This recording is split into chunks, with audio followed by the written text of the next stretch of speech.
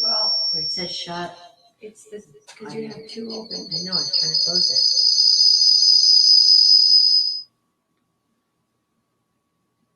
Can I close it?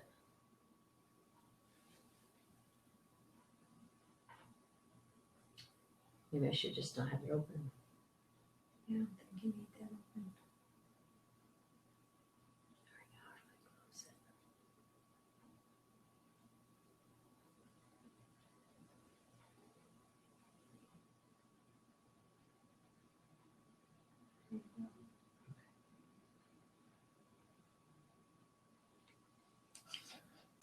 All right. Okay.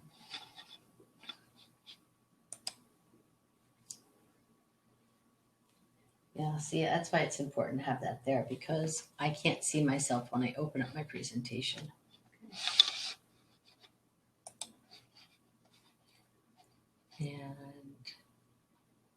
But maybe I can see the chat. Oh, see, that's the thing. I won't be able to see the chat when I open it. That's what they were saying in the hop-in. Okay. So this is on, and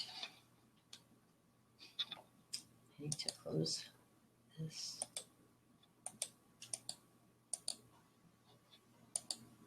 Morning, everyone. Dr. Richard here. I hope that you were out enjoying the beautiful weather. That's what I want to make go away. Morning, everyone. Dr. Richard here. I hope that you were out enjoying. Okay, I can see the chat, doll. Okay, good So news. is it gone away? Yes, it has Oh, gone okay. away. Thanks.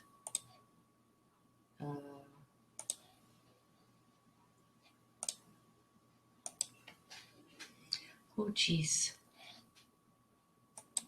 That might not all be for you. I was looking for the chat. So You know, your mic is on too, so.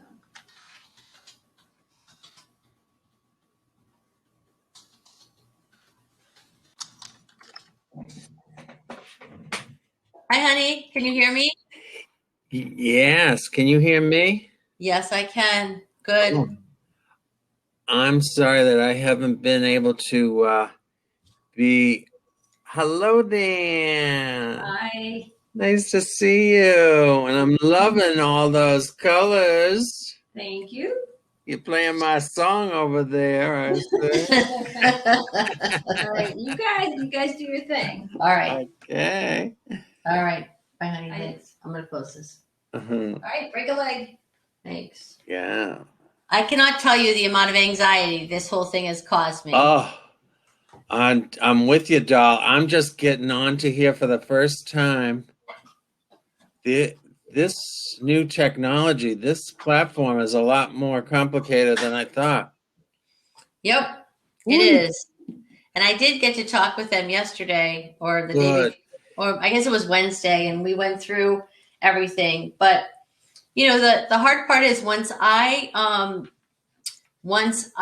open, so for example, here's my presentation. It's right here. Okay, so you can see this, right?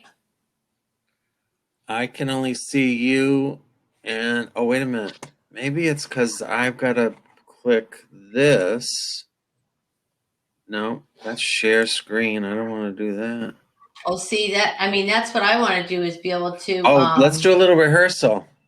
Yes, because right? Who knows? You could just be you and me, in which case that would be great. Yes, I'd love it. Yeah. But I should, let's see. So if I go, okay. Share screen. Did you do share screen? Okay, hold on. I have to, oh, rats. That's too bad. Okay. I didn't realize I had these other things open. Okay, so here I am in here, and I should be here, and I should be share screen. Share screen for me is down at the bottom. There's a line through a video, a monitor. Yep, that's what it is, share screen. Okay, and if I say share, oh, share in Chrome tab. There we are, and share. Okay, can you see that? Now I can, yes.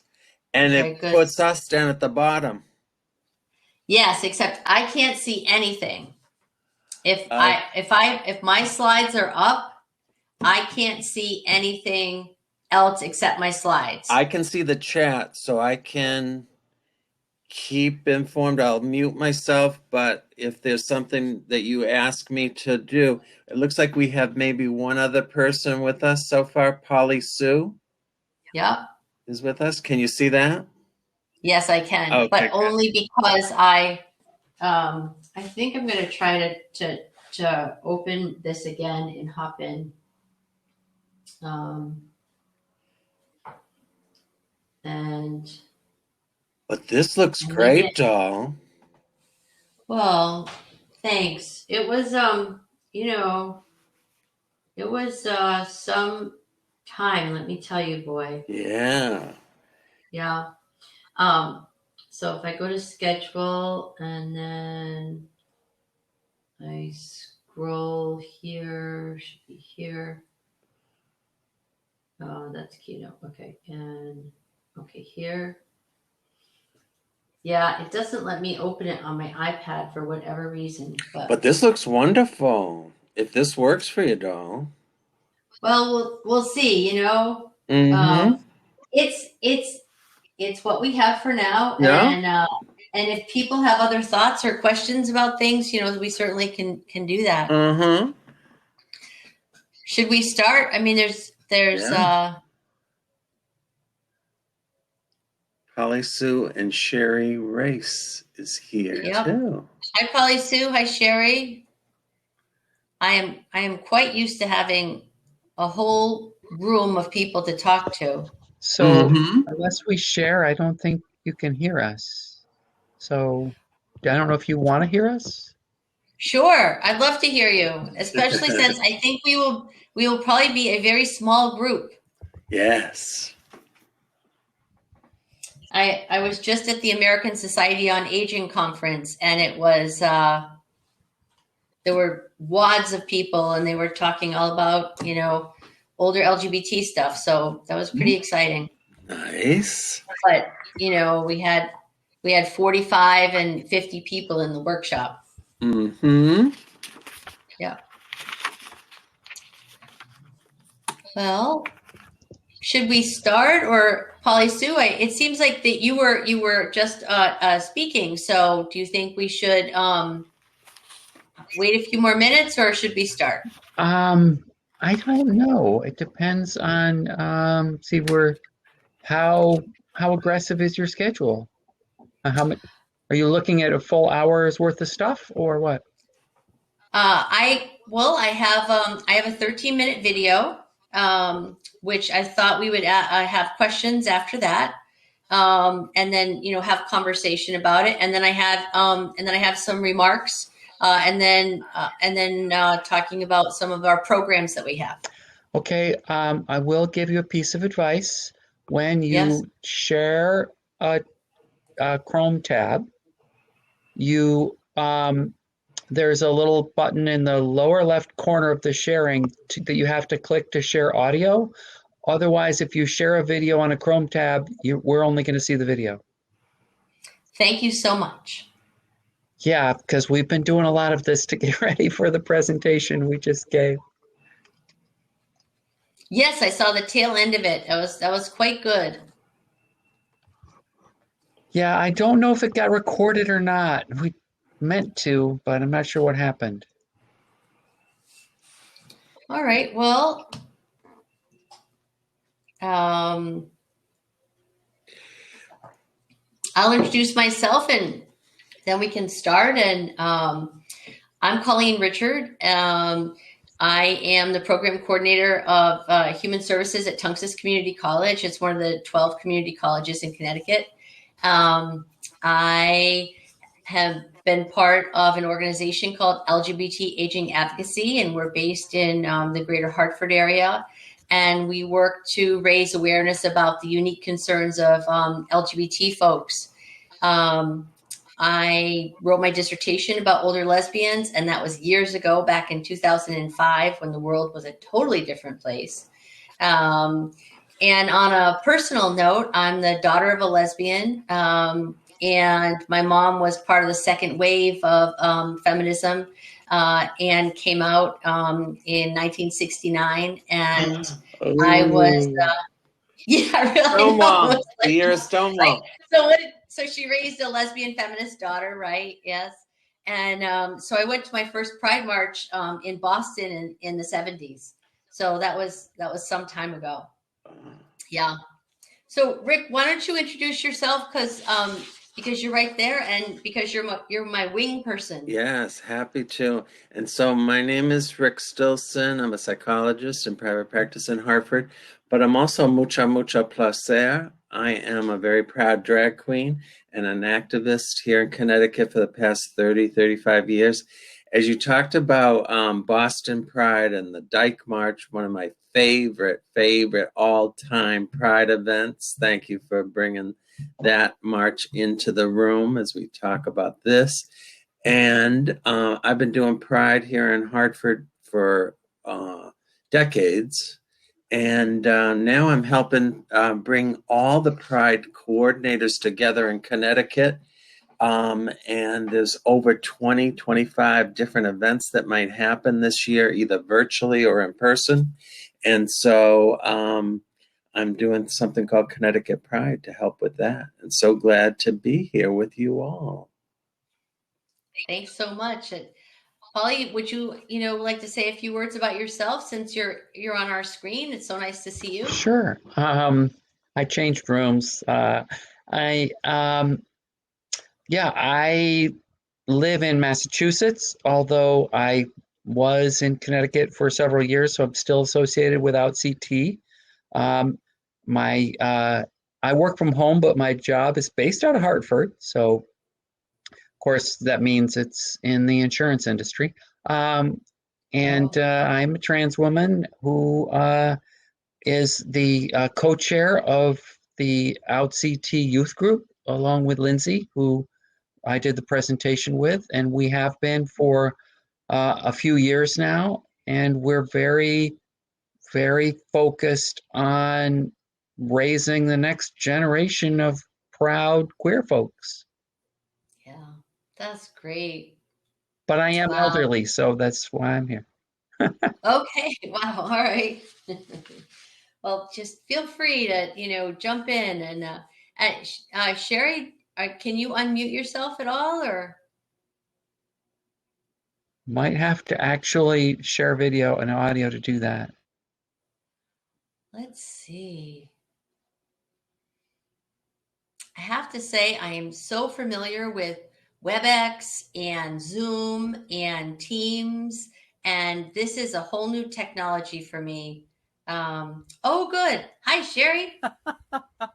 Hi, friends. I would have done my hair had I known. It's been a hat day all day today, so I appreciate being invited into the circle. My name is Sherry Race. I go with she, they pronouns, and I do appreciate, Polly Sue, your Amazonian. That's pretty awesome. Thanks. That is great.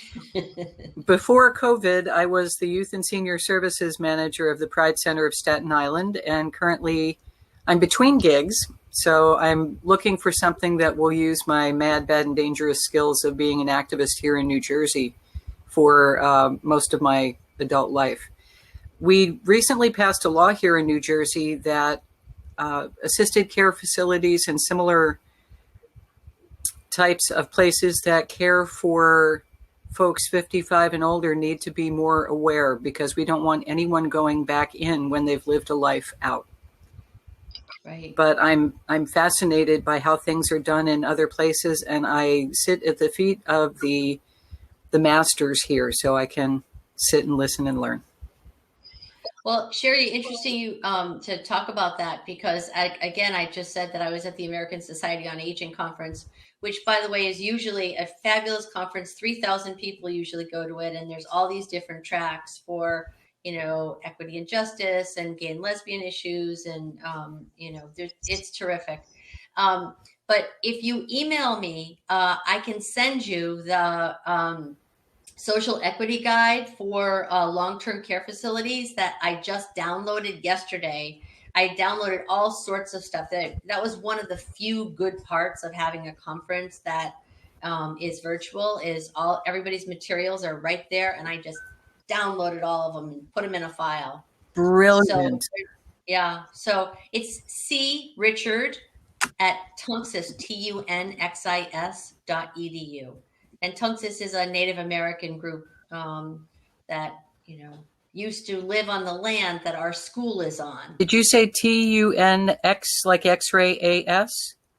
IS. IS.edu. Yes. Very good. Yep. Just email me. I'd be happy to share that with you. That would be super. Thank you so much. Oh, sure. Okay, well, so I'm making a lot of assumptions here because, when Rick told me about this group, normally we start with, defining terms and who people are and where they come from and all that stuff. But since everybody, is involved with Pride, I just assume that, we're all good with that. And so I'll talk a little bit about our group. And a little bit about what I know about gay aging, and then where we are in terms of the Getting It Right campaign and our Movable Senior Center. I'd like to show you the film that we have, which I thought was really terrific. It's about older LGBT folks' experiences. It comes from SAGE. Which is, many of you probably know about SAGE, but it's Senior Advocacy Services for Elders. I've been affiliated or part of SAGE since the late 80s, when they had their first conference that I went to. It was just amazing, it was very small. But they were talking about old, gay people, which was something that, nobody really talked about back when I first started. So I'll just start with my presentation and then we can just keep it very loose. There's 4 of us, so I'm greatly relieved. There's not hundreds of people. Okay, so LGBT Aging Advocacy is a group that we started after watching the film Gen Silent, when we realized that there were, how did we know if there was an opportunity for an affirming aging service, right, in the greater Hartford area. So we worked together and collaborated with a variety of agencies, including Connecticut Community Care, the Department on Aging, the Ombudsman's Office, a whole bunch of organizations. And we have a Facebook page, which is very robust. We have 500 people that are follow us on Facebook, and I take care of that. We have a whole survey right now that we have helped put together with Yale, the Connecticut LGBT Community Survey. We've had, I think, 1,100 people fill it out so far. Oh, I saw that actually. I got that email, but because I don't live in Connecticut anymore, I didn't fill it out.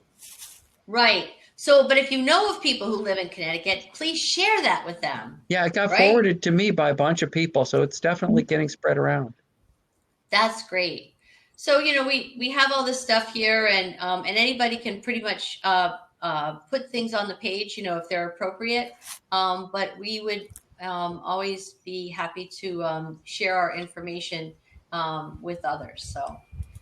So let's see. Okay, so this movie is called Not Another Second, and it's a terrific film about older LGBT folks and their pride stories in the end. So we'll try it together. Let's see. So the tab, we're going to share this, and I'm going to do this, turn it on, and then look for. When you're actually doing the sharing, when you actually go say, share your screen, so you probably need to unshare and start that over. Okay, thank you for that. Okay, so we'll do this. Only know from testing last night. Okay, so can you see that screen, the Getting It Right campaign? No, now I just see people. But yeah, so go up to the share the screen option, and then you pick your Chrome tab, and you should see down in the lower left corner a little box, There it is. I see it now. Yes. It says unclick this box if you want to donate to Donald Trump. No, sorry, that's a Oh, different. jeez. Okay. So, and Chrome tab and getting it right. Okay. And share. Let's try that again. All right. So now you see my, Now we my see it. screen, right? Yep. Okay. All right.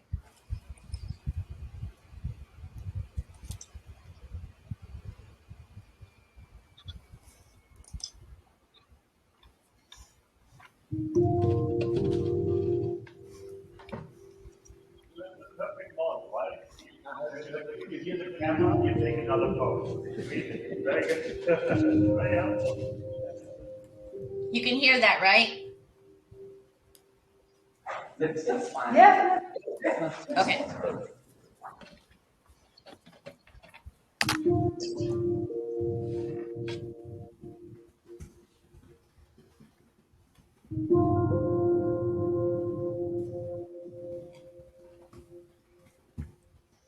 I came out at about the age of about 60. I was 40 years old when I came out. I actually knew that I was a lesbian from the age of 5, but at the age of 16, I decided no more girl clothes.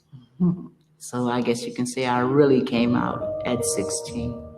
At least 25 years ago, when I realized that I was gay and could come out. And I still had that stigma that it was wrong. 16, 15 years old, I kind of realized that there was something different about me. I feel like I was hiding my true self before I came out. One night with a gorgeous fellow changed my life forever. I didn't publicly announce I'm gay until I ran for Congress in 1996, and then everybody knew. It made the news everywhere, even the New York Times. I was never in the closet, so I never had to come out. You knew, I knew, whoever knew, knew. I faced more problems being a Black woman than I did as a lesbian. Once I came out, there was no going back. And especially being lesbian and Black and in a church, it was difficult, but I stood my ground and I refused to let people intimidate me. I came out twice. I came out as a gay man, and then I came out as Pearl.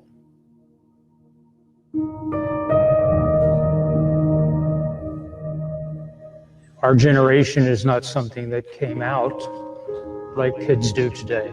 We did not use the word queer at the time, or gay. I was uncertain about what was going on, but I knew that I had this attraction to the same sex.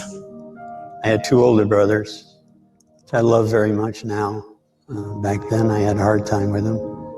And they used words like queer and sissy and things like that. In those days, I was called a tomboy because, I always played with the boys. It was like my crew. In the town, Raleigh, we really didn't have a lot of gay people. And when I was coming out, it was, very secretive. You could just have to sneak in the doors of a bar. I think the gay bar was 1 block from my grandmother's house, so I could walk to the bar and not get caught. You still hide it, especially from family, because you're afraid you're going to be totally rejected. And that's a very painful thought. If you were younger in our generation and you came out to your family, usually it was disastrous. My mother used to say, if one of my children become a dyke, a bull dyke is what they called them back in that day, I'll kill them. She took me to a psychiatrist. The psychiatrist was like, well, what do you think is wrong? And she said, well, she's just not normal. And I'm sitting there and I'm saying, okay, I am normal.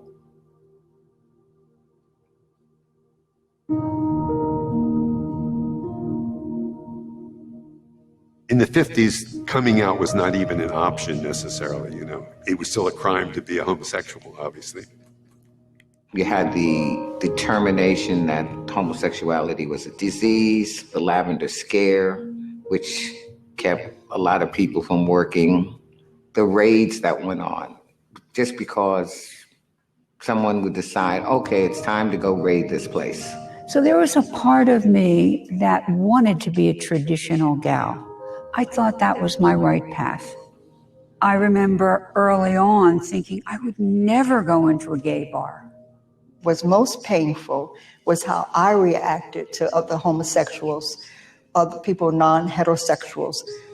I was very mean, because if I joined the other side of the team, then I'm safe. I went into the Navy with the idea as a career man. And here I was, a gay man, 19 years old. And my job was to give people who were gay discharges, undesirable discharges, because they weren't fit for service.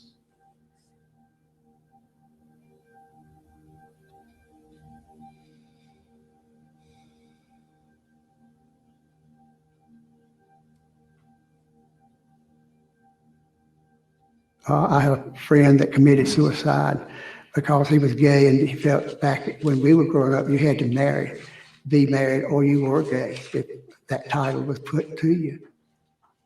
I thought if I got married and had a baby, I would be okay. Then I wouldn't have to tell my mother that I like girls. I wouldn't have to tell anyone that I like girls. I would be the norm. At that point, my mother was, of course, mortified. And she just decided that the best thing to do to cure, so-called cure, was to get married. So I got married at 14 years of age. I met my partner, Michael, in 1968. Earl came into the house, and I looked at him. He had on a white dress shirt. It's summertime, and brown khaki pants. And at that time, when I looked at him, I thought, you are a knockout. And so I told God, if you let me have him, I'll never want anybody else. It didn't take long. It was like 3 or 4 weeks before we started making plans to move in together. In high school, I realized that I really liked another classmate. He was not gay. I didn't find there was very much difference between loving a man and loving a woman. In general, love is love. We met at Sage. She started flirting with me. I called him and said, when a lady invites you out, you don't refuse them. Okay. So I went. And she's been with me ever since, because she was crazy about We've me. been together ever since. Okay. We've been together. We're married, yes. Yes, 2008. 2008, when they allowed us. Right after. Allowed us.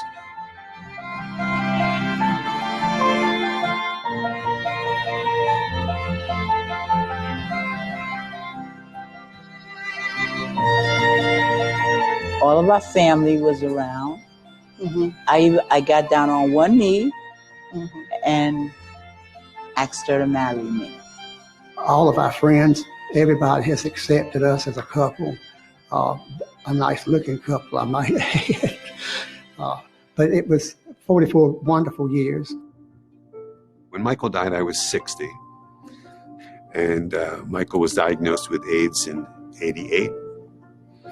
And he died 4 years later. My entire life changed at that point. Hold it. Hold it. I started going out to Fire Island by myself, and I started doing a little campy drag, but I always took it off before I went back in the city. You know, it was almost like you were in a secret society somewhere. The gay bars were named after birds. And so you would know the bird name. That was a bar you could go to. I felt so free out on Fire Island. It was a gay community. The best thing about finally coming out of the closet was being honest with myself, with the world. I had a more relaxed life because, okay, nobody shot me and I didn't get beat up. This one day, I couldn't get it together to get off the island. It was like I couldn't take off that dress.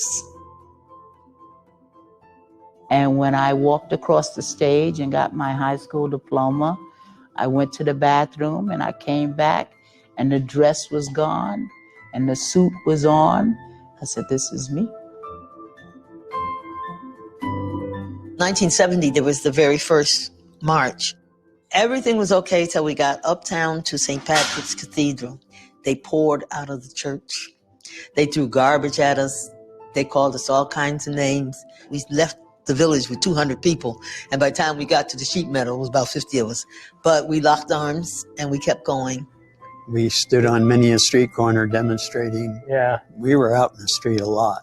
I remember having my baby, Joanna, strapped to my chest. We were arrested in Washington. I mean, we were activists. So by 1975, people had come from the whole tri-state area. By 1980, people were coming from all around the country. Well, I was the first openly gay candidate for a federal office nationwide. I got notes from mothers, thank you for doing this. I got notes from young people. One of them said, thank you for running, for being open. My father knows you and he likes you very much. And you've made my life so much easier. An important note. It always makes me emotional here, but someone has to be first. Things have become more accepting. However, I think part of the problem for other seniors is because of all the discrimination they felt earlier, they're still not coming out. It's been interesting, seeing what all these young people nowadays that are out and how they hold hands and, live together, marry together and stuff like that. And that was something we never dreamed of. I was always looking for that partner in someone else. Never found him. Never found them. I've never had a lover. I've never had a partner. I've observed that happening to lots of gay people in their lives when they give up. Younger people need to know the struggles that were fought so that they could have the freedoms they have. Just be yourself and accept yourself, and hopefully the people that count will love you regardless. Be true to yourself and don't let anybody dissuade you from your dream. You know who you are, and don't let nobody turn you around. I would recommend saying 10 times a day, this is me, and it's okay, and I really like me. I think I lost a lot of years not being myself. Yeah, let's not lose another second. It's true. Time is of the essence. You're only here once. For the rest of my life, if nothing else happens, wow, this is me.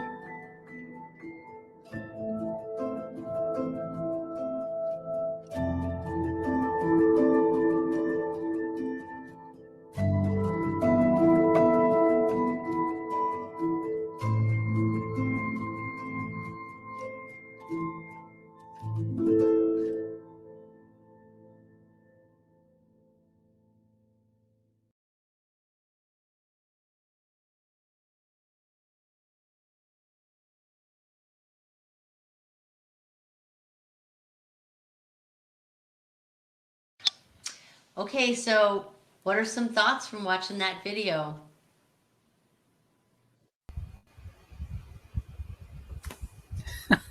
Yeah. I've only seen parts of it before. I should have had a hanky. That's there's some leaking going on there. I'm not a crier, but these people are so amazing, and I've seen Miss Pearl. I spent a lot of time over the last I hate saying the last, over the most recent 20 years of my life out at Cherry Grove, which is really a magical place. If you have never been, please go. And if you have been, you will recognize, Donna, you will recognize a sunset, even in black and white film footage from Cherry Grove. Am I right, Donna? I've never had the opportunity. I'm a Provincetown girl myself. I started going to Provincetown when I was probably 6 or 7. And so it's a long time, but I have always wanted to go to Fire Island. Definitely make the trip. It's very serene in the times before Memorial Day and after Labor Day. It's almost a second season. And if you love monarchs, they are migrating at that time. Monarchs. That's fabulous. Yeah. And those magical times, I promise I'll be quiet after this. Over the past year and a half, everything seems so much more magical. It's easier to release the inner Buddhist and be more in the moment for me than it ever has been before.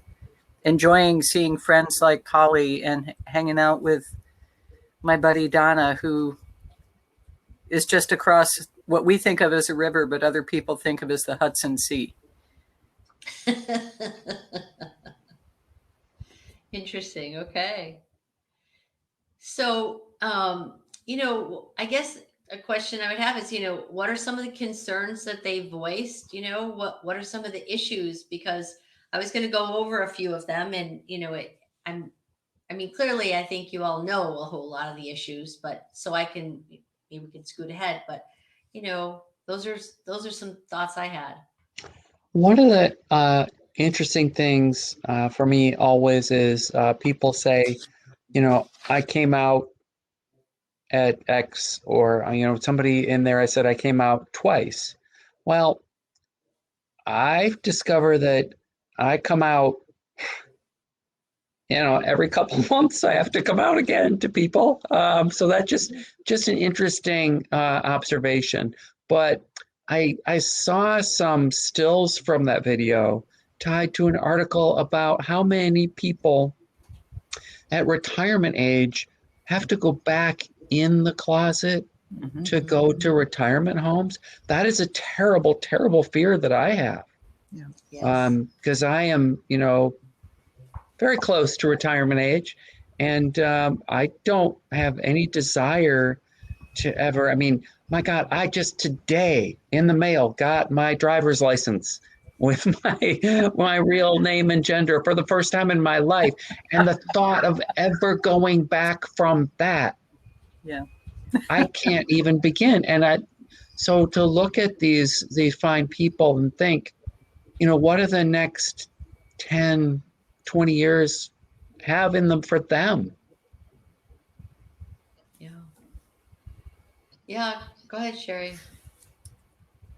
One of the groups that I do work with here is Gay Activist Alliance in Morris County in New Jersey, and it's one of the last surviving GAAs. It's not uncommon for people to come out in their 40s and 50s even now. Or we had one couple who came out in their 70s when they were both widowers and met each other and were the most devoted, wonderful men, Ken and Bill. And when people express regret at coming out later in life,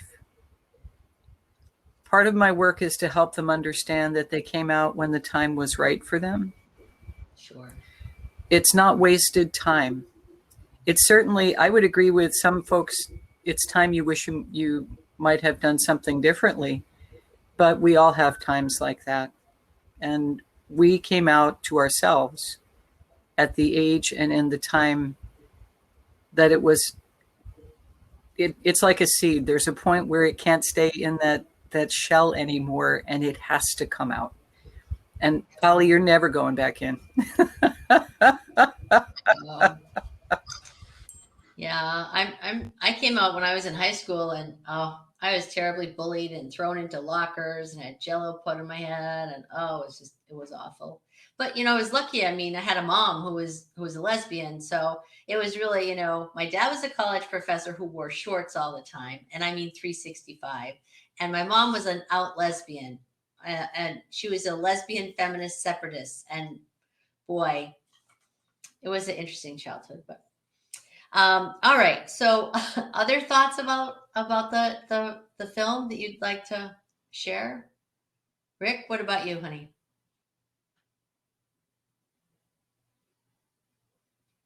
You're so close to that unmute. I know you can do it. There we go. Sorry about that. And I'd love to hear, I don't know Donna, and I'd want to welcome Donna and hear who Donna is and what she brings to this group. I look forward to that, but I'm so excited that there's folks from the Grove up in here saying about how beautiful it is, because those of us from Connecticut tend to do what Colleen said, which is migrate to P-Town. And this is a gem that I used to not want to share. It's so beautiful, Cherry Grove, because I didn't want the invasion of folks from Connecticut, because it's so nice for me when I go there to not see anybody from home. There's only like a couple of folks in the Pines that go. So it's a really nice place, and I'm glad to hear Sherry and Donna have been. And for me, what that film did so well, not only blending in all the key elements of what we've faced as a queer community here in this country, but also the need to preserve our history, right? And it's us as elders of the community needing to share our stories, like that was done so well, of passing on the information to the next generation. And I do it through the ballroom scene, which is one of my favorite aspects of being queer, of walking the runway. And I'm planning a mini ball of 5 categories for the next generation to experience that, a la Pose, which is a great series now that tells people about runway. But the need to keep our history intact and share it across the next generation is what it brought to mind for me. And I'm so glad we're doing this. Thank you for doing this, Donna, and getting this organized for us. I was just searching photos. Oh, here. And I have to see, I can pull this up, and can everybody see the fabulosity that Rick has with the hair? I just like, it's such a look. And that's not even the best one, but we've had some, that's one I can just pull up briefly. So thanks for that. Donna, you want to share a little, and then we'll move along. Hi, everyone. I just turned 62 days ago, and I'm feeling fabulous. Nice. Yeah, no, I missed the beginning. I'm so sorry. I missed the beginning of the film. I was in I have a class on Friday, but yeah, no, it stirs a lot of memories, because I also came out in high school, and the kids today, I always say the kids today, to me have it so easy.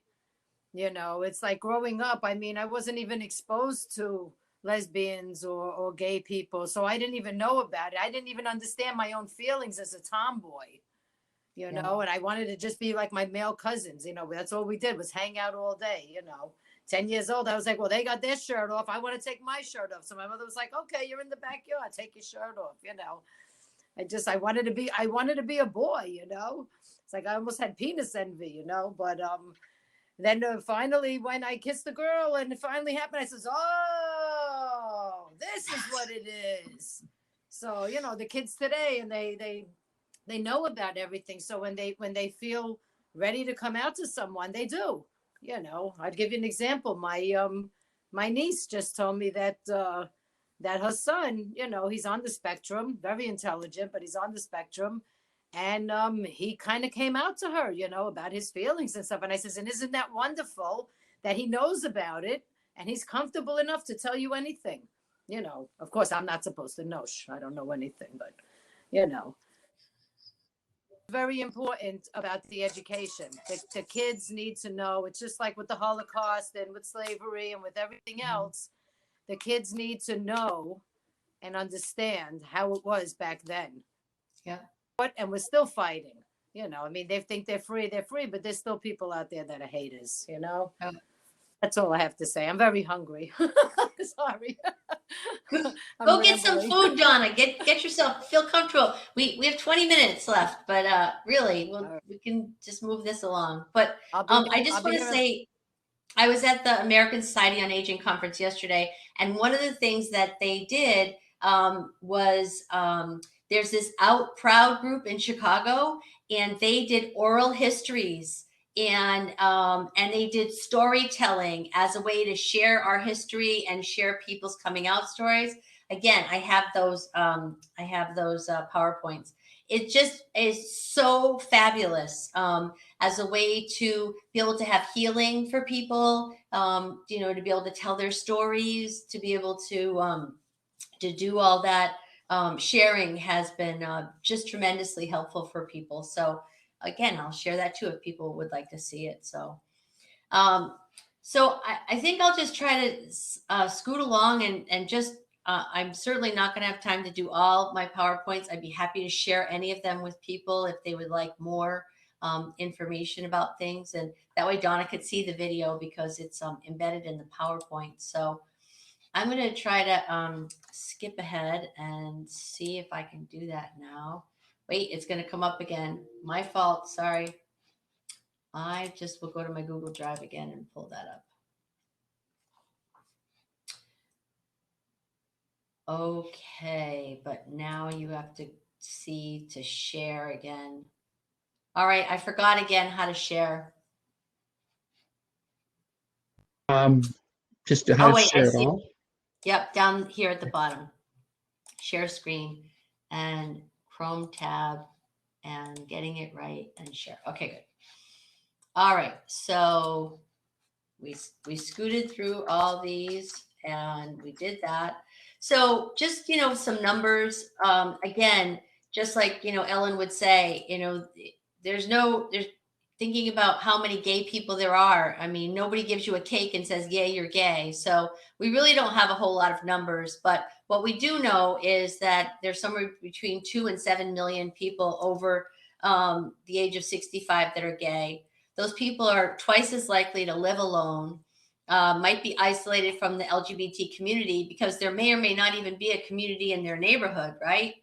Most people or many people have faced poverty and economic insecurity. We heard about the purple scare, right? When lavender scare, when people lost their jobs for being gay.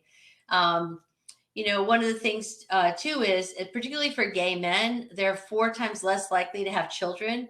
Many lesbians have been married, not all, of course, but many lesbians have been married and they have children. And many of them are much less likely to access senior services, right? So this is, really looking at Connecticut specifically, but the whole idea, in Connecticut is that we have probably 95,000 people over the age, right, of 65, yes.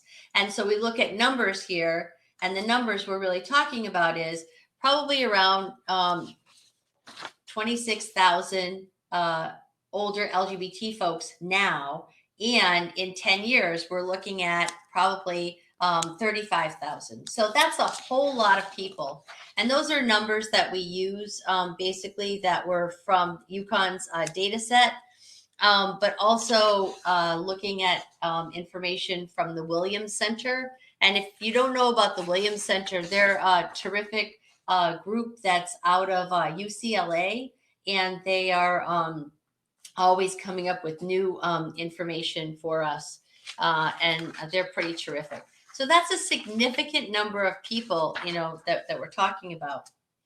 We're looking at, the same kinds of things that they were talking about on the video, that people are much less likely to be embedded in their extended biological families, and they're twice as likely to live alone. And many people, as we talked about, you saw in the video, had a whole lifetime of stigma and discrimination, and many of them are socially isolated. And then when we talk about transgender adults, we're talking about people who really, facing much more discrimination. Many people have uninformed doctors, and these individuals have to inform their doctors about who they are and their medical care.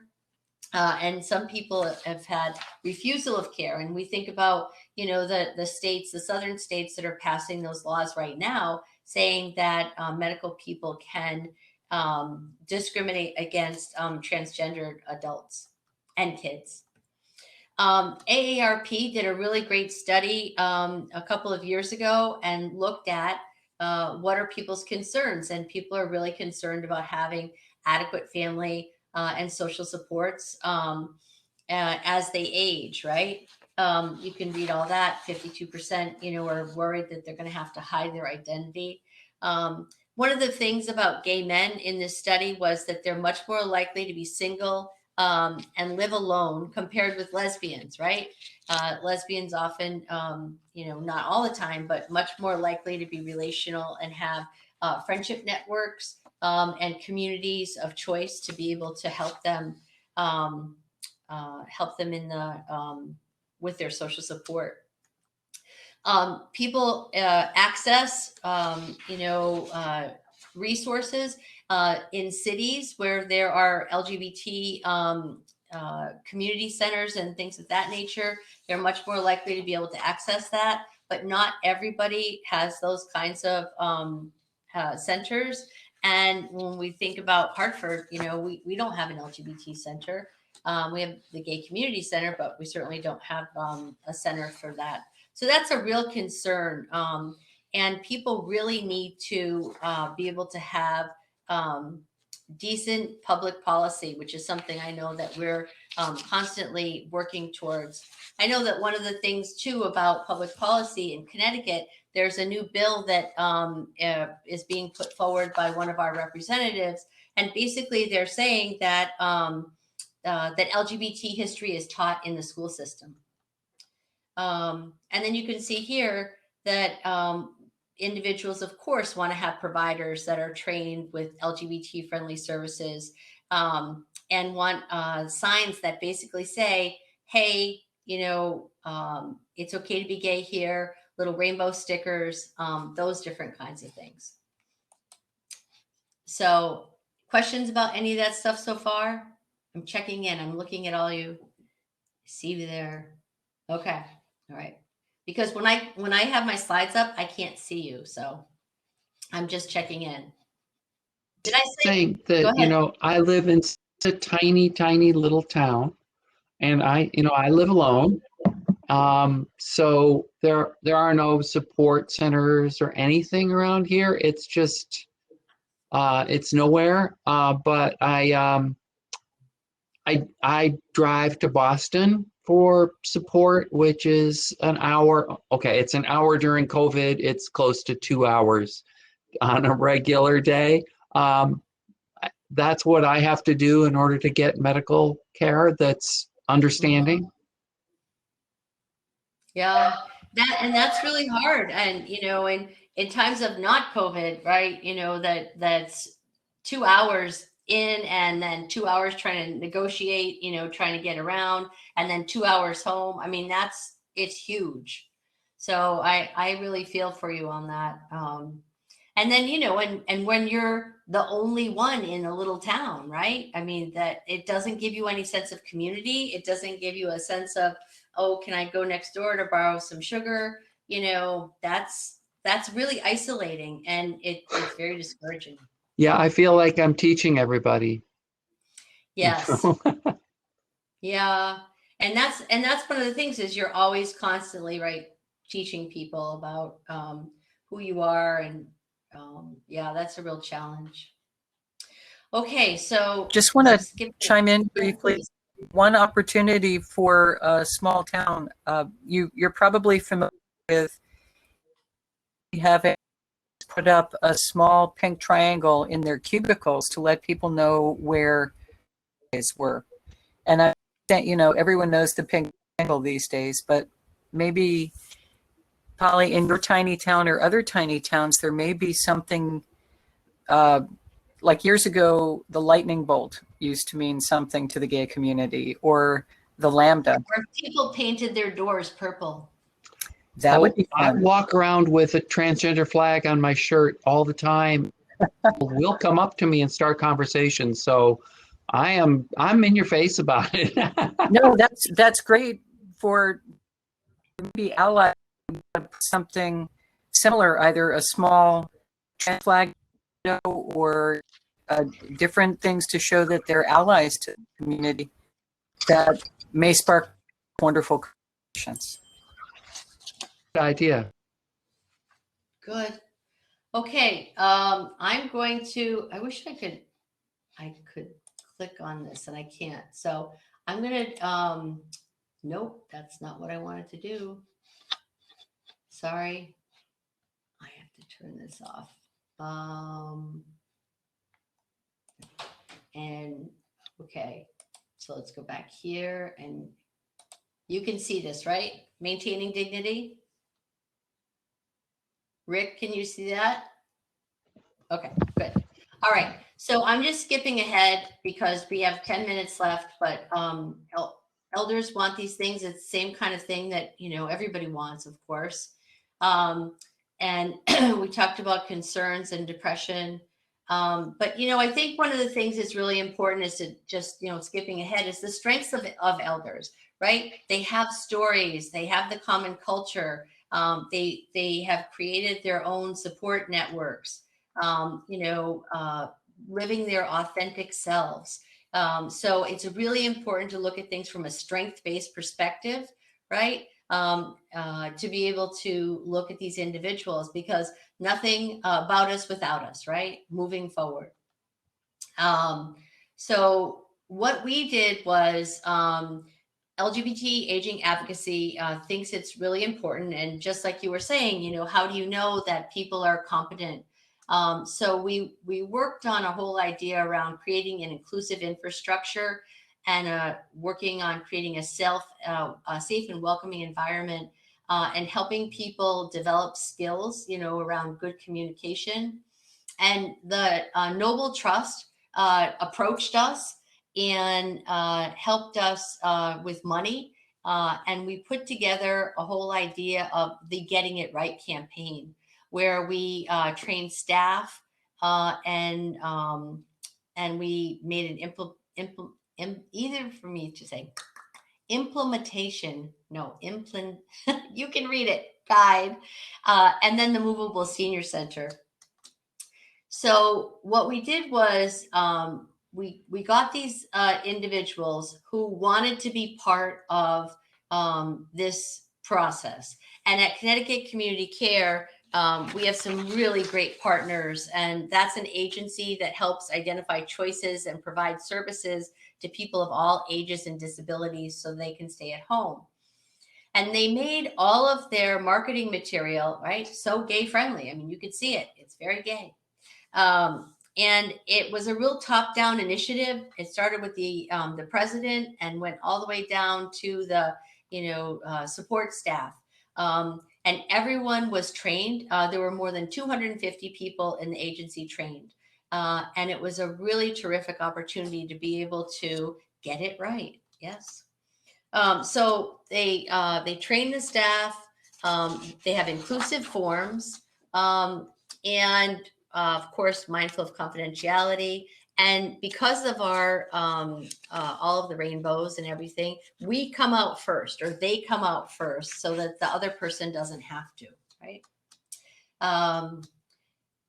The certification, and we've certified a variety of different agencies. It starts with the leadership, then you identify champions, and then as you see, you can go around and complete the certification. We have 6 agencies in the greater Hartford area that have been certified. You can see Jewish Family Services, the McLean Home and Hospice. Brookdale actually owns a whole bunch of different senior living communities, and they're all working on the Getting It Right campaign. So then lastly, I just wanted to talk about the Movable Senior Center. We have a senior center that that goes from senior center programming that goes from spot to spot. We have 10 different seniors centers involved, and we do outreach through the LGBT Aging Advocacy Facebook page, and then the Meetup Facebook page. And here's an example of one of the programs. You could see that Chris Petit came and talked about the Old Lesbian Oral History Project. They had dinner. And then they relaxed and unwind. It was a really terrific opportunity, but it really gets people to come together in different places like Bloomfield or in Hebron. I mean, it's all over Connecticut. So these are some of the kinds of programs that we have we've had over time. An attitude of gratitude during the holidays. The virtual aging mastery program is really terrific. That's a 10-week series of incentivized based health and wellness classes. It gives people a playbook for aging well. It's fun, it's innovative, it's person-centered, and it was gay friendly. We did a whole program on the road to gay marriage. We had Ann Stanback come and talk to us about marriage in Connecticut, and then we had our legislators come and talk about the laws that were going to be enacted or things that were in the queue. These are some of the resources that I have, and again, I'm more than happy to share my PowerPoints with you so that you can see them. So that's my presentation about older LGBT folks, in a very shortened and abbreviated way. Questions people have or things I could clarify? Lovely, thank you. Please do share the deck. I would be happy to. Polly, do you have your email address someplace that I can see it? I will put it in the chat right now. Okay, that would be good because I see that Sherry already liked our Facebook page. Thank you. That was on the side. But I would be more than happy to do that. Okay. SIOUXZIECUE@gmail. Yeah, it's Susie Q. Pretty easy. Oh, I see that. But one of the things you don't know about me a little bit is that I'm dyslexic, and so I just looked at that and I turned everything sideways. So that's why I say it out loud. Okay, squirrel SQUIRREL323@msn.com. Okay. Mm-hmm. With the format of Hop-In, it's just even when you have it maximized, it's just a little bit small for. Oh, I'm sorry. Yeah. No, it's not anything usual. If we were all sitting together and having a lovely conversation, it would be large type edition and we'd be really close to it. Yes, definitely we would be. Yeah. Mm-hmm.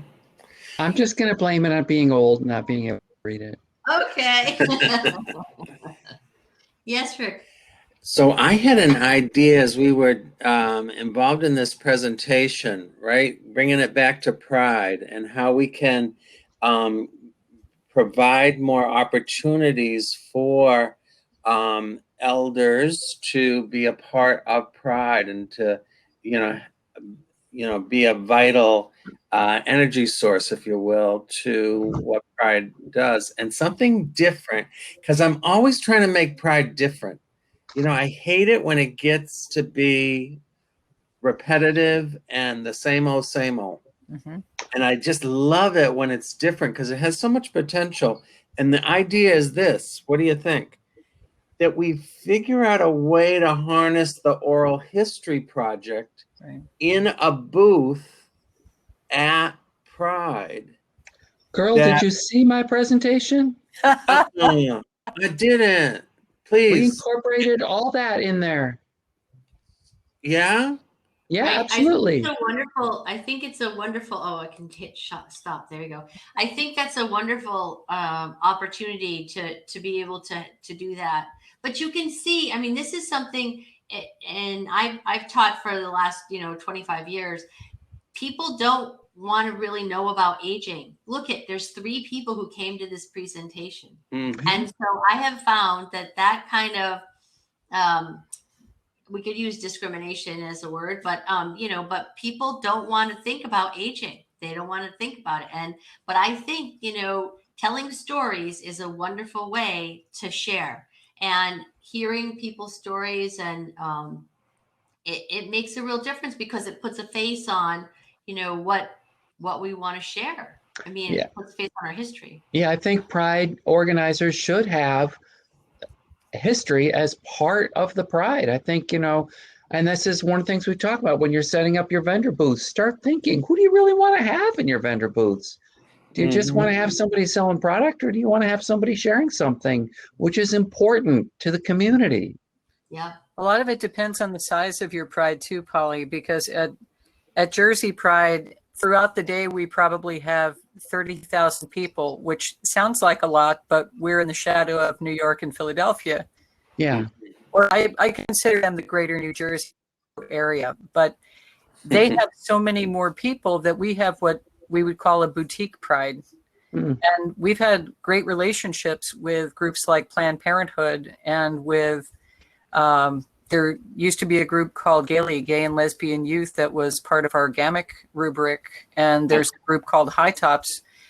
All of these groups regularly celebrate with us in the festival. And often we've, until the passing a couple years ago of Babs Cyperstein, she was a regular fixture at our meetings also. But having something doesn't mean you can't do better and you can't do more. It's a basis for us to build on, and it was energizing to listen to the keynote today with you and Lindsay. Polly, thank you.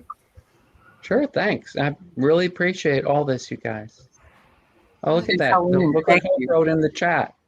50% of their vendor space for nonprofit organizations. Awesome. That's great. We also discount for nonprofits. Yeah, that's terrific. That has not been as much of our experience in Hartford. Ours is a money-making venture, and it would be petite. Boutique is, I understand what you're saying, but petite, because we used to have a march and a pride. I mean, it used to be great, and now it's sort of like a street. What would you say it, Rick? Yeah, it's like a block party. Block party, yes. Okay. Yeah. Yeah, it's much, much smaller. And so that's a real challenge. But well, I thank you all for your time. And I'm sure you have another workshop to go to. And I think it's just the plenary next at 4:00. Okay. So thank you very much. And thank you for sharing your expertise and your knowledge and your resources. This is, it's funny that a word like invaluable means very valuable. Right. Well, I will get you that information the next day or so. My wife and I are going out for a walk this afternoon. It is beautiful here. I'm going to dig out my bicycle. It's in the 70s here. Yeah, bicycle is great, and I know it's going to from today and tomorrow, but then we really need the rain, and so it's going to rain Sunday through probably Wednesday. But I never need the rain. I just want to be outside in the sun. I understand. Makes Well, the flowers enjoy. grow. You got to put your tomato plants in, Polly. I know. It's way too early for tomato No, plants. you're right. You're right. Between Mother's Day and Memorial Day. No, but the ground is getting ready. I've got to start on the community garden, get down there and start cleaning out everybody's beds, get everything ready. That's the part that needs to be done now. Yes, a lot of raking. Don't worry, the tomato moths are going in later. Yeah. Rick, thanks for being my wing person. I really appreciate it. You didn't thank you need both your so wings. very, You very were much. flying solo. Did a beautiful job. Thank you so Thanks much so for much. doing this, doll. Great to meet everyone. And see Yeah. It you was really again. nice to meet everybody. Take good care. Okay. All right. Bye-bye. Bye-bye. Bye.